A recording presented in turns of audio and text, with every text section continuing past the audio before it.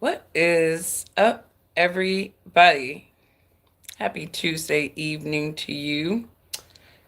More skin peeling, but I see the new skin popping in there. Anyways, I was catching up on some news. There was a gentleman that popped into my live stream yesterday. He was like, "Talk about the ports. The ports are closing." I'm like, "I don't know what you're talking about." And apologies to that gentleman. I really didn't know what you were talking about, but what he was talking about was very, very important. And it's always during the political cycles that you see all the crazy stuff. These just side chick events popping up. And now you have these ports that are closing, and these ports are a major part of the US supply chain. I think people are being distracted with this look over here, look over there, Diddy, Eric Adams, all this other side chick political stuff. And I don't think people realize that, hey, the supply chain may, have some volatility right now because these people are on strike, right? And it's just a lot of stuff going on that I just find interesting. I find this country to be chaotic. I think nothing reminds you of how chaotic your nation is, like a political cycle. But this has been a very interesting political cycle. I feel like this is like the year of revelations for America because you see all of these sectors and industries sort of collapsing. You see Hollywood and the music industry. It's like everybody felt like it was evil file central, but now there's so much confirmation that those spaces were just full of disgusting evil files. And I think a lot of people are just stepping back and looking at their favorite celebrities like, yuck, you used to roll with these people. And you start to look at people that you had some level of reverence for different. And this is why I always say it never pays to worship people because you never know what's going on with these people. And I've had to catch myself a couple of times too. Like, no matter how good somebody seems to be or on point, always let people play out because some people, they're double talking demons. They play on multiple sides. Greeting from Sicily. Hello to you. South Italy. I gotta go. I've never been to Italy. Would love to go out there. I hear it's a beautiful culture. One of my favorite coworker is Sicilian, and so right on. So what's going on, Seneca?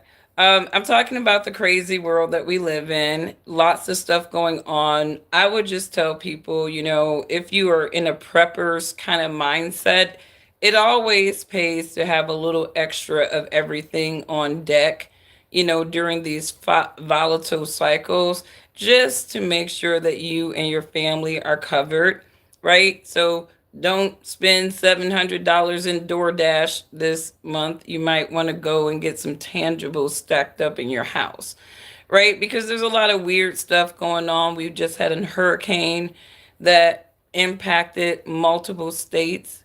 You have thousands of people without clean water. Some real stuff going on in the United States beyond Sean Diddy Combs. Those are all the distractions, the moving parts. But that is just to say, you know, be informed about things beyond these little entertainment spaces that could actually impact your life. We got ports closing, we got hurricanes, we got a lot of stuff going on that is impacting Americans, real life people, right? Catch out my live stream last night. I was talking about Kamala Harris, and her saying that her mother raised her and her sisters to be strong black women, and yet she ran for the Senate as the first Indian, divorcing her blackness. And I paralleled her to Meghan Markle and Sarah Jane from that movie Imitation of Life. These are people where blackness is convenient for them. They leverage it when it's convenient for them, but they're code switchers. They're not really attached to anything, with black. They are culturally black people, some of them, but they're not ethnically black people. And I think right now we're trying to reconcile these culturally black people cosplaying as black people, getting black people's flowers, you know, and the real ones, right? We're not getting our flowers. So, anyways, I caught this video, and it says Byron Donalds destroys Breakfast Club. Shout out Detroit HPTV. Angela Rye and Charlemagne the God proves who broke the economy, right? Now, I'm not going to go into this entire video, but off the bat, this video goes into Byron Donalds talking about reparations, right? Now, before I get into this conversation, I'm going to say that I know that when it comes to the reparations conversations among Americans of all colors, it is a sensitive topic. There are many Americans who believe that they should not be responsible for what their forefathers have done. They should not be responsible for anything that they did not advocate or were a part of. And they also believe that people who are descendants of atrocities in America should not have to get a reparations for an experience that they did not go through. These are just some of the other opposing arguments to reparation that I hear, right? And I can sympathize with those arguments, right? And before I kind of go into the flip side of it is you have Black Americans who believe that even post slavery, when they were considered legally freemen, right, there were systems put up in place that directly inhibited their people from being able to get ahead in American societies the same way as other freemen in America of other colors, i.e., white people, right?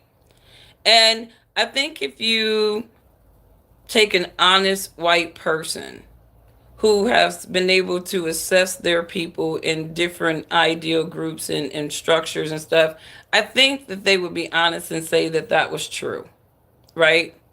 That there have been systems set up in place that benefited them more than black people, and that even their own people have been direct threats to black people and their economic power, because a lot of times when you're talking about the faces and the people who are hiring for jobs, typically they are not black people.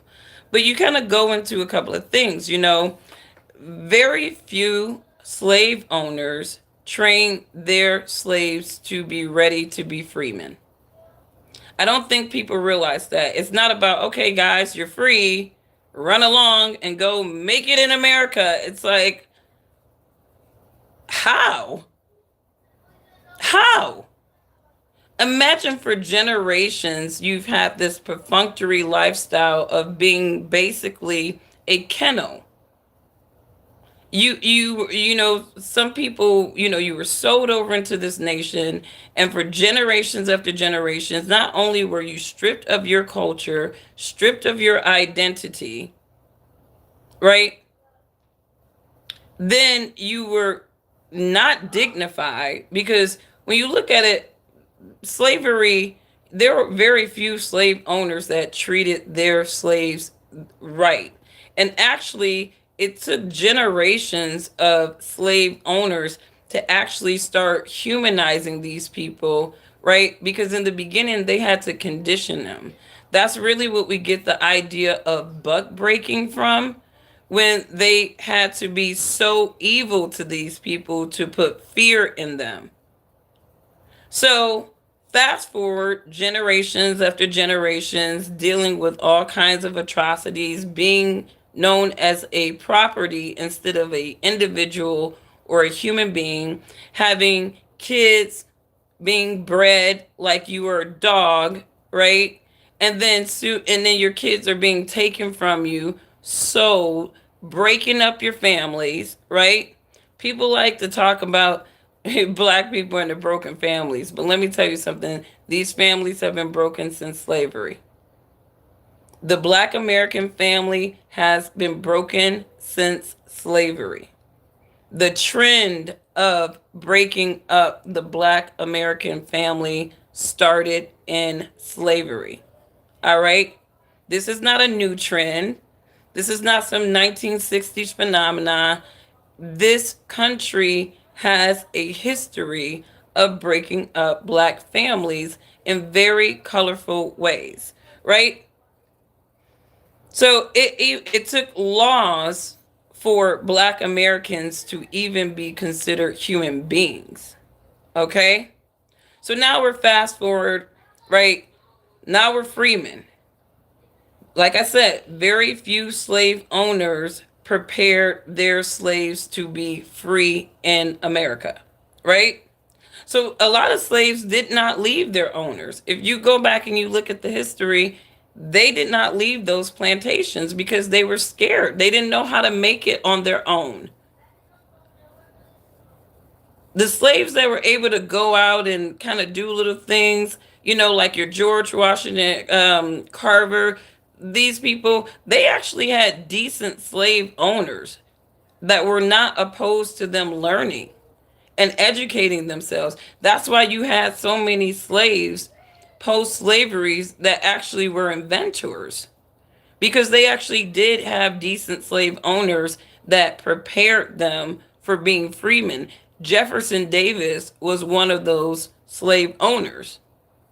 He actually prepared his slaves to be freemen. He allowed them to learn how to read and gain skills and trades. So Jefferson Davis had tradesmen on his plantation, and really he got that going because he was hearing another slave from another plantation was allowed to read, and he was reading to this man, right? And he was like, well, I want my slaves to know how to read, right? So they were tradesmen on the Davison plantation, right? George Washington, right? Same thing. If you go and you look, this is a game for you. If you use LinkedIn, I don't use LinkedIn, but go on any social platform, and I just want you to type in the name Washington. Just do a test. Do Larry Washington. More times than not, you're going to find a Black American, because most Washingtons in America are Black, because George Washington was the last of his name. And the only people really that carried the Washington name after him were his slaves. That's why I would say 85% at least of the Washingtons in the United States are Black. Probably about 90% of them. And the ones that are claiming white are probably legacies of mulattoes. All right. They probably still descendants of slaves. They just don't know it because they were products of passers. Right. But I'm just painting kind of slavery, right? Because we're talking about reparations, right? And reparations is about making amends for something that you did wrong. All right? That is what a reparation is we did something terrible and we have to make amends for it. This terrible thing is an eyesore to our legacy. We need to clean up our legacy and make amends for this, right? But as opposed to there being reparations for Black people, I think it was 40 acres and a mule. That never happened, right? Many of them were sent skillless and broke off to fend for themselves, right? Now you got these cycles of poverty among the Black Americans that are forming, right? Because many of them, what were they doing post slavery? They were like, all right, go ahead. We freed y'all. Going off, y'all. To where? All right. So now they're free, right? They're transitioning into this America as free people, even though you have these systems that are being set up in place to make them not so free people, right? Because they can't really get ahead, right? There's a reason why Jim Crow existed, right? There's a reason why Black people had to fight for their civil rights. Because prior to that, we were not treated civilized. There was a special interest and enablement by the United States government to treat us like we were uncivilized people in this society. And the US government has not made penance for that. I don't care how many blackface buck dancers you place in a seat in that government, you haven't made penance. And I think that's kind of where people are. Now, a lot of people are like, well, I didn't own slaves. I didn't do this. It's like, okay, well, I didn't enslave Japanese people during the war. But the United States people, we had to pay that. We paid that reparation, right? Let's talk about United States paying reparations, right? Reparations for things that other we didn't do. We didn't have anything to do with it, but for some reason there's 9/11 reparations, right? They paid reparations for 9/11. You can go and look at how many times the United States have paid reparations for to groups that they have seen deemed as doing wrong. Native Americans, right? Every single group who has not gone through the atrocities as Black Americans have received reparations, and they have made the United States have deemed them worthy to make amends for the atrocities that they facilitated or enabled, but they will not do that for Black people, right? So Byron Donalds, he's like, I don't support reparations, right? You know, he's like, no, right? But I thought it was something interesting that he was saying here. So I'm going to play this. Fair usage. Shout out Detroit HP. My mother's Jamaican. My father's Panamanian. My mother's Jamaican. My father's Panamanian. You don't qualify, right? You don't qualify, right? But his argument is going to be, we don't qualify for these, right? But if Black people didn't go through the things that we went through fighting for our rights, how do you think your mom and dad would have been able to get over here so that you can be in your seat? You think that they just love Jamaicans and Panamanians like that they were just letting them in? No. There are many Black people fighting for Black immigrants. So it's interesting to me. I want to roll this back. 50 years. So now you're going to say that people who immigrated to the United States, who are not descendants of slave owners, were not descendants of that trade, now they're going to be responsible for paying that out going forward. My mother's Jamaican. My father's Panamanian. But this is the same dude that would enable the United States to send trillions over to a foreign land. To foreign lands, right? These are the same people that will enable the United States to send trillions and billions of dollars to foreign lands. Panamanian. You have a lot of Black people in this country who are not descendants of the American slave trade. And they wouldn't have ever been in this country if we were not fighting for the rights of Black looking people. Like, I mean, I don't understand, what did he think his segue of coming into this country was? If they hated our Black asses and we had to fight just for us to be able to exist in this country, right? That means that fight was for you too.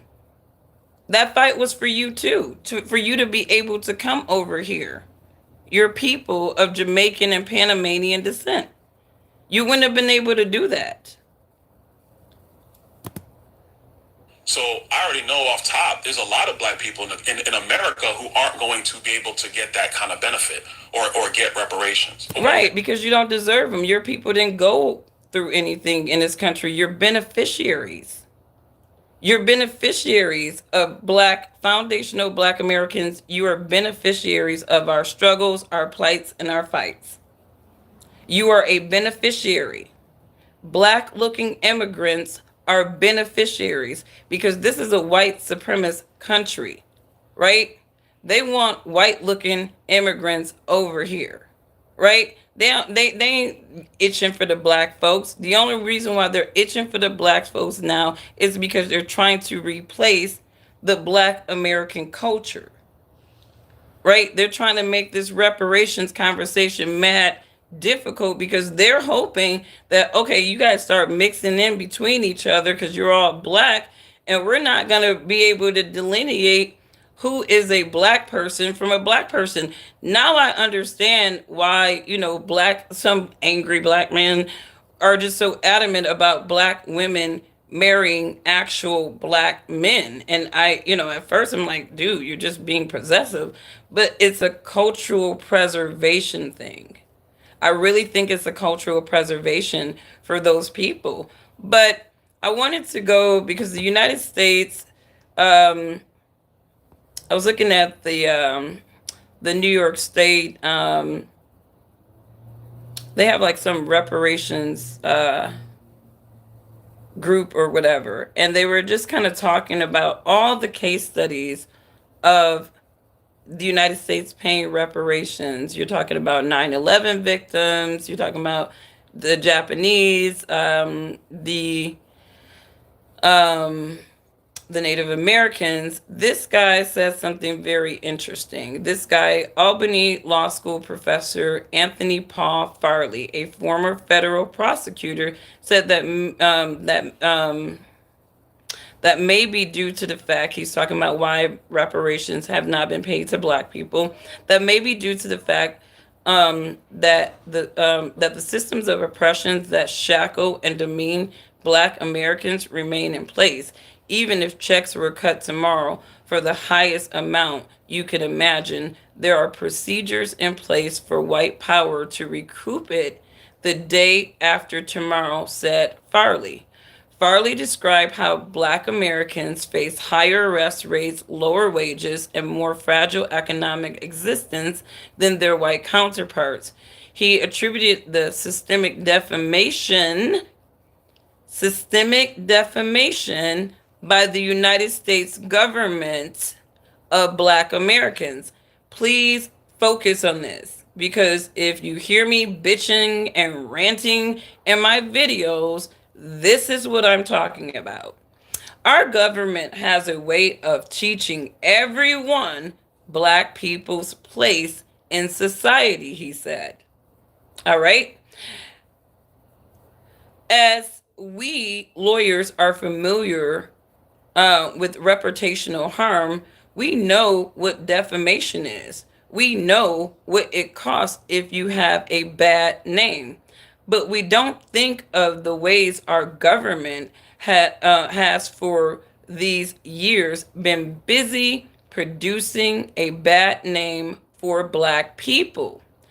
Black people have such a bad name that before a black person is even gets a job interview or walks into a dealership to buy a car or walks down the street, way before they have even arrived, there are myths and stories that have formed around them, and people have natural reaction to that, right? So when we're talking about perpetuated narratives about black people and stereotypes, and I talked about this in one of my recent live streams, these things are funded. These things are funded. And when you have perpetuated narratives about people and group, it plays into the psychology of other people and groups in society, right? So even if you have a decent, educated black person, they're going to be either stereotyped or profiled before they can even put their ability and skills on the table, right? And this is a practice. This has been going on in the United States forever. And even with laws being passed, you can pass laws until the cows come home, but you can't change the minds of individual people who are committed to black people being inferior and who have positions in this society to maintain it, right? So when it comes to the reparations for black people, I don't know what it looks like. I don't know what the number looks like, but I know that this country has not did its penance to black people. And I don't care about the white supremacists. I haven't read not one comment yet. But if you are a white supremacist, passionately ignorant person, you're irrelevant to me. You're not even shaking my core with your ignorance. But we need to be objective about these conversations, right? Because what's fair for the goose is fair for the gander. All right, that's what my granny used to say. What's fair for the goose is fair for the gander. United States have been out here paying reparations to every other group, and they have not demonized these other groups nearly as much as they have demonized black people by design through their CIA, FBI, MK Ultra programs that perpetuate black inferiority in America. There is so much paper trail. We know that the government is in bed with the media machines. We know these people, these record executives, they're telling these hip hop artists and these artists what they want them to project about their people. We know these things are paid, these are organized. There has been coordination against black Americans and black looking people in this nation for decades, post slavery and everything. So, you know, everybody's going to have their opinions about reparations. This is just my take on it, you know, based off of just information that is out there, right? You know, I don't care how much you hate black people. If you believe in fair is fair, then black people need their reparations in some form, whether it's a tax break, whatever, you know. And to use this excuse, my parents are Jamaican and Panamanian, you don't qualify, Byron. So you would never be, is it Brian or Byron? I don't know what this guy name is. Byron, Brian. You will never be on board with reparations because your people don't qualify for them. Your people don't qualify for them. And usually it's always these black looking people that they use as these puppets and these shields to talk about black people issues or on behalf of black people as a voice of black people, that are not loyal to the conversation to be objective because they have no reason to. This dude is not a black American. Byron Donalds is a Panamanian and Jamaican immigrant. He has zero loyalty to any cause for black Americans. He's not a face for us. He's a face for the Republican Party that just happens to look black. And this is why this black delineation movement in America is so important, right? Because there's a lot of black looking people talking about black people issues, and they're not even black people. They're not even black people. So you guys have a wonderful, wonderful day. Staying on the grind. You know, I don't care if I look gay or straight. You appear to be a loser, right? Because who just has time, right?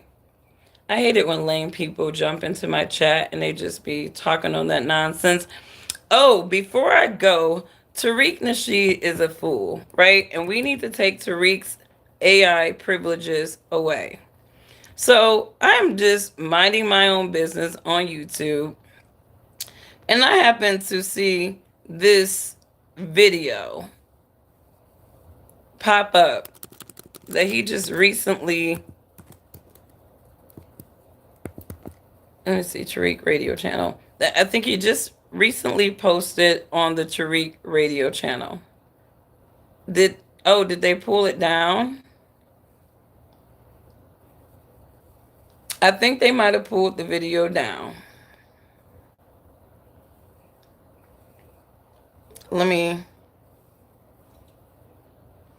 He had a video called Punjabi Passion.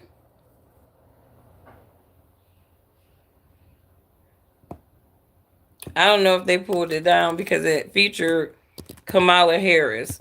I guess Tariq was like, if you are not going to show your Indian culture some love, let the FBA show you how to do it. And that man just got to his little AI and just showed Kamala, like, look, you got a whole Indian side that you need to be showing love to. You really got to stop cosplaying as black and start showing your East Indian side some love. But this man, let me see if I can find this thing. I'm like, this man, he's a fool. Like, Here it is, right here. Punjabi Passion. He posted it about 2 hours ago. And at first I'm like, are the Indians bothering the FBAs now?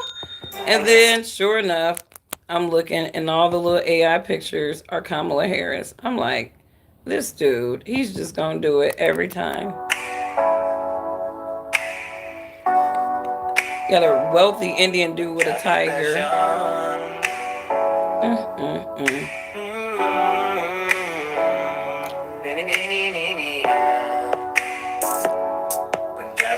And then all of the women are Kamala Harris. I mean, they're all Kamala Harris. Let me mute this so I don't get copyright strike. I mean, Kamala Harris is all of the women. She's frolicking about. She got her sari on, looking beautiful and Indian. Tariq is ridiculous. Like he's so ridiculous. Like he's like, we gonna make you show some love to your East Indian heritage. This man just got time. He just got time. But, it is interesting. I talked about this yesterday. She said her mom, and she seems to have lots of reverence for her mom, said she's raising strong black women. And she let the Democrats, Meghan Merkel her, Sarah Janer, take her blackness away so that she could sell the East Indian side. So I guess Tariq is reminding everybody, don't forget about her East Indian side. Is that chicken Marcella? Oh, some Indian food now. I love Indian food. They doing too much though. I can't even look at this whole thing because it's just ridiculous. Anyways, you guys have a wonderful day. Let me know what you guys think about the reparations discussion. My position is I don't think Black Americans are going to get it. I think it's something that they're going to just dangle at Black Americans until the cows come home when it's convenient during political cycles. When California started their reparations board, I thought that was a showboat. I called it a showboat. And it ended up being a showboat. So I was right. Um, I think that, there is a case for reparations in the United States for Black Americans. There is a strong case for Black Americans. But again, we're asking a very racist structure, a government that has been very intentional in systemically keeping our people down to give us reparations. So I just feel like that's a lot to ask. And if you want to be one of those black people leveraged by the hopes and dreams of reparations, you do that, right? But I just think people need to be practical about it. They're sending the reparations to Ukraine and Israel and all these other places and people that are not black. And we need to be realistic of that.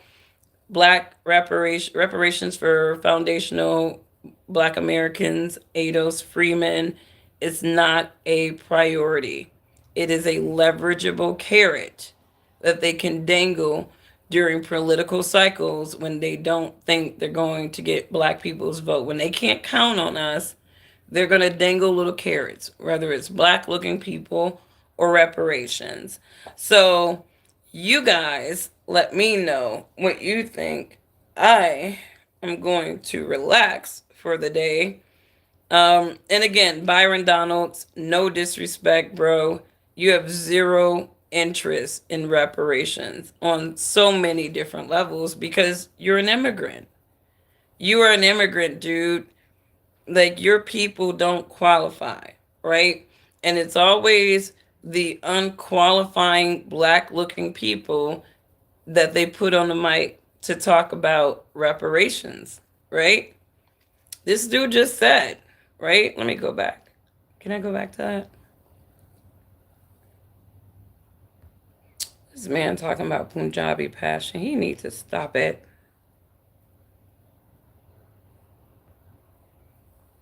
Go back.